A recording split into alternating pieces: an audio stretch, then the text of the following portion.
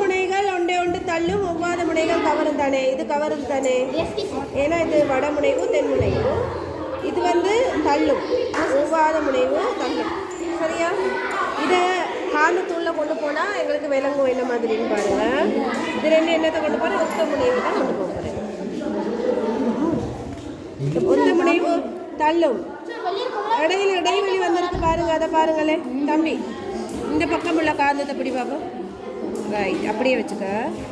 இந்த பாருங்க, இங்கே வந்திருக்குல்ல இடைவெளி, இது வந்து ஒத்த முனைவுனால தள்ளுறதுனால வாருது.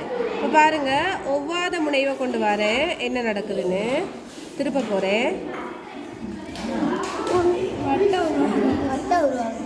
இந்த ஒவ்வாத முனைவை கொண்டு வரக்குள்ள என்ன நடக்குது, கவருதா?